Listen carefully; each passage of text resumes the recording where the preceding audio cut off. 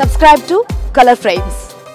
హైదరాబాద్ లో టీమిండియా సందడి చేయబోతుంది. టీ20 ప్రపంచ కప్ కు ముందు భారత్ ఆఫ్ఘనిస్తాన్ తో 3 టీ20 సిరీస్ ఆడనుంది. ఇందుకు సంబంధించిన పూర్తి షెడ్యూల్ విడుదలైంది. మొహాలీ వేదికగా రేపు రాత్రి 7 గంటలకు తొలి మ్యాచ్ ప్రారంభం కానుంది. దాదాపు 14 నెలల తర్వాత తిరిగి టీ20 జట్టులోకి వచ్చిన team India captain Rohit Sharma, Virat Kohli series లో ప్రధాన ఆకర్షణగా నిలవనున్నారు. ఈ సిరీస్ కు రోహిత్, కోహ్లీ ప్రాతినిధ్యం వహిస్తుండటంతో ఫ్యాన్స్ ఆనందం వ్యక్తం చేస్తున్నారు. చాన్నాళ్ల తర్వాత ఈ స్టార్ ఆటగాళ్లు టీ20లో ఆడటం ప్రాధాన్యత సంతరించుకుంది. ఈ సిరీస్ ముగిసిన వెంటనే ఇంగ్లాండ్ తో 5 టెస్టులు ఆడనుంది. అయితే ఫస్ట్ టెస్టుకు ఆతిథ్యం ఇస్తున్న హైదరాబాద్ కు భారత్, ఇంగ్లీష్ క్రికెటర్లు కాస్త ముందే వచ్చి సందడి చేయనున్నారు. దాదాపు 3 ఏళ్ల తర్వాత బీసీసీఐ వార్షిక అవార్డుల ఫంక్షన్ ను నిర్వహించనుంది. ఈ వేడుకకు హైదరాబాద్ ను వేదిక ఎంపిక చేసింది. జనవరి 23న నిర్వహించనున్న ఈ ప్రతిష్టాత్మక అవార్డుల వేడుకకు సంబంధించి బీసీసీఐ ఏర్పాట్లను పరిశీలిస్తుంది. ముంబై వేదికగా 2020 జనవరిలో చివరిసారిగా బీసీసీఐ అవార్డుల ఫంక్షన్ నిర్వహించింది. ఆ సంవత్సరం బెస్ట్ ఇంటర్నేషనల్ క్రికెటర్ గా పేస్ గుర్రం జస్ప్రీత్ బుమ్రా పాలి ఉమ్రిగర్ అవార్డును అందుకున్నారు. ఇక బీసీసీఐ వార్షిక అవార్డుల వేడుక గురించి